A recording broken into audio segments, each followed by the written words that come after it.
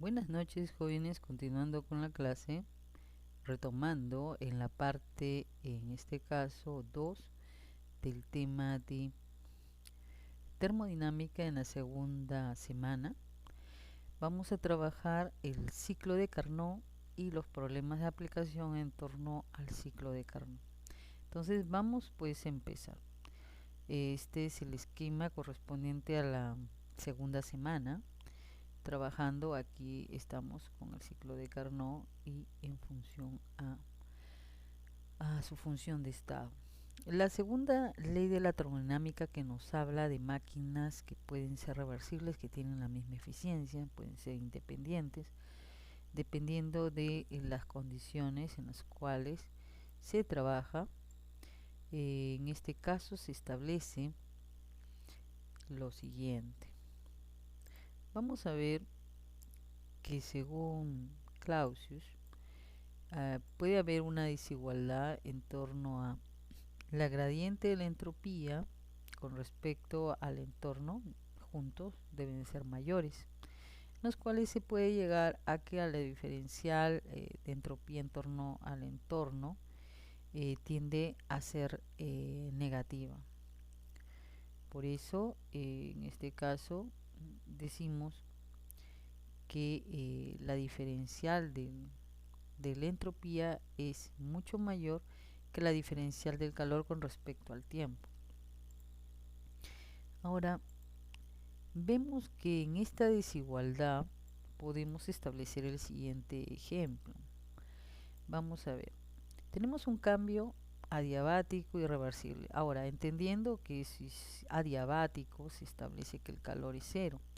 Si el calor es cero, podemos ver que la diferencial de entropía es mayor que cero. Podemos decir que la diferencial de entropía del entorno también es igual a cero. Y si sumamos el entorno con el sistema, que quiere decir la diferencial de entropía total, debe ser mayor que cero. Ahora, podemos decir también que la expansión isotérmica irreversible, donde el trabajo es igual a menos diferencial del calor, en donde para que se establezca isotérmicamente reversible, la energía interna tiene que ser cero y se tiene que expandir, ¿no? Tendría que ser esa condición. Muy bien, entonces, ¿qué podemos nosotros aplicarlo en otro ejemplo, en un proceso de enfriamiento espontáneo? Tenemos una temperatura inicial, una temperatura final, y se da una diferencial de calor en torno a esta transferencia. Para poder representar el valor de la entropía, sería menos diferencial del calor con respecto a la temperatura, en este caso inicial, más la diferencial del calor entre la temperatura final. Entonces observamos que podemos llegar a esta ecuación, en donde también se puede establecer, si se encontrara en el equilibrio, que la temperatura inicial con respecto a la temperatura final tendrían que ser iguales, se encontrar en equilibrio. Para eso no habría pues un valor de cambio de entropía con respecto al entorno y al sistema, ¿no? Para que esto se cumpliera. Entonces, si nosotros estamos hablando del ciclo de Carnot, es necesario ver qué ocurre al interior de una máquina, ¿no? En esta máquina térmica y el calor que pueda absorber. Para eso vamos a trabajar con la eficiencia, que representa pues el trabajo del ciclo sobre el calor. Lo podemos expresar también como el R por diferencial de dos temperaturas, logaritmo neperiano sobre, en este caso, los volúmenes, y el NR T2, el logaritmo neperiano de los volúmenes. Pero podemos expresar el trabajo realizado entre el calor absorbido, expresándolo como dos calores, ¿no? O como las temperaturas involucradas en el sistema. Entonces, para poder entender el ciclo de Carnot, vamos a poder ver este pequeño video que nos va a permitir poder comprenderlo mejor. Muchas gracias.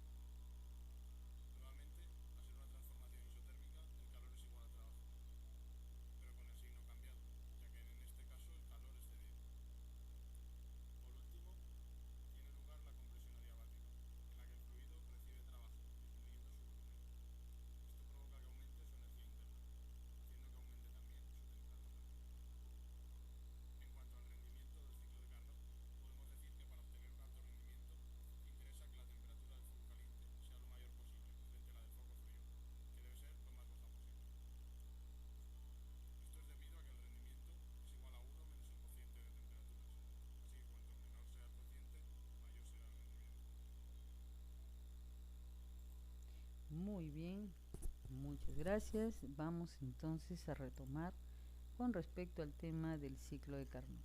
Es entender que tenemos dos procesos, en este caso isotérmicos, como dos procesos, en este caso adiabáticos.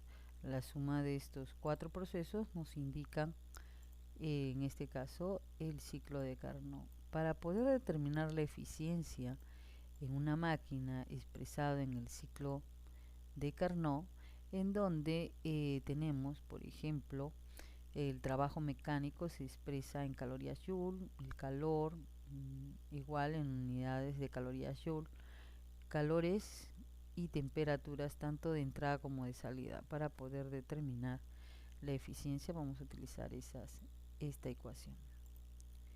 Entonces podemos expresar este trabajo como la diferencial de los calores, como la relación de las dos calores también, y la eficiencia como 1 menos la división entre las dos temperaturas. Entonces, para poderlo observar mejor, a ver, me permite un momento, a ver, ya está. Yo tengo una máquina térmica que se encuentra funcionando entre dos focos. Las dos temperaturas se expresan de 27 a 227. El rendimiento expresa 25% máximo posible. Y dice que se repite el ciclo 5 veces cada segundo. Sabiendo que su potencia es de 20 kilowatts, determine el trabajo producido en el ciclo, expresado en kilocalorías por hora, ¿no? Entonces, nosotros hacemos la conversión de las dos temperaturas expresadas y tenemos de 227 más 273, tenemos 500 Kelvin en un caso, y en la otra temperatura de entrada, temperatura de salida, uno es 500 y otra temperatura de salida es 300, significa que se ha absorbido, ¿no es cierto? Entonces, para ello vamos a establecer cuál es el rendimiento máximo del ciclo, ¿no?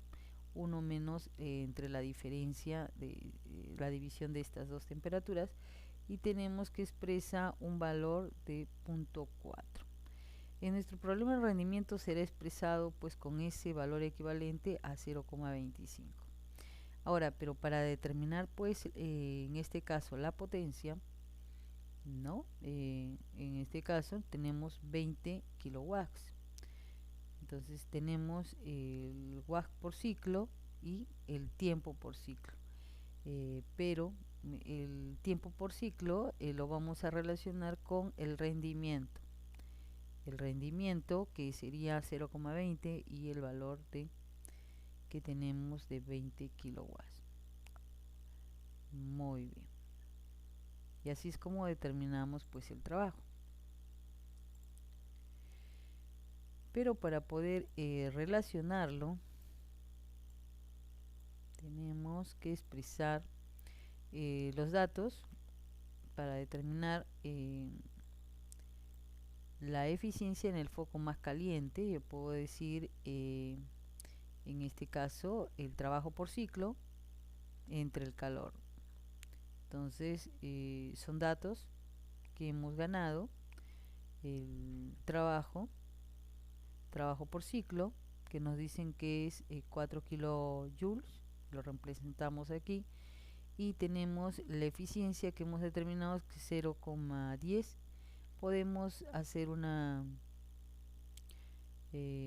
relación y establecer un valor expresado en calor. Podemos establecer 9,6 kilocalorías ya convertidos, ¿no? Porque está por joule. Sabemos que un joule equivale a 4,18 kilocalorías. Entonces hacemos esa conversión.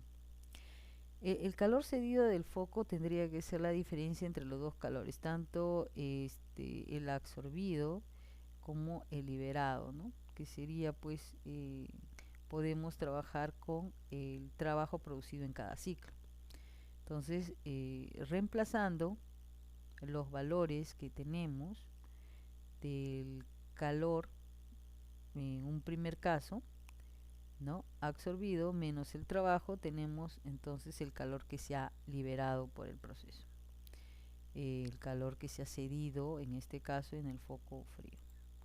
Muy bien.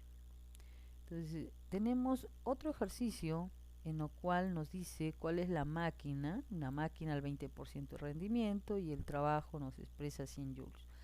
¿Cuál es el calor que absorbe en cada ciclo? Entonces habría que reemplazar en función a la ecuación. ¿Cuál es la eficiencia? Tengo el trabajo, tengo el calor en este caso, que está expresado en el trabajo expresado, tengo 100, ¿no? Me dan el valor del rendimiento, que lo puedo expresar también como eficiencia, y puedo establecer pues en el caso el calor que se absorbe. Para el segundo caso, el calor que devuelve a cada ciclo vendría a ser el calor que absorbe el ciclo, el trabajo y el calor que se devuelve, ¿no? Y podemos establecer una pequeña diferencia entre los datos que hemos encontrado de 500 menos el trabajo que realiza la máquina, ¿no? Para poder decir cuánto es el calor que se devuelve. Muy bien. Jóvenes, aquí tenemos un ejercicio en el cual solo es aplicación directa de la ecuación de evaluar la eficiencia. Tenemos el calor de cada foco de entrada y de salida y nos dan la temperatura final, y en el otro caso nos dicen la máquina cuyo depósito es alta temperatura, tenemos un valor. Comprendo que hay varias cosas, prefiero resolverlo con ustedes por factor tiempo en la sesión de clase que vamos a hacer en el foro. Son muy amables, muchas gracias, nos vemos en la siguiente clase.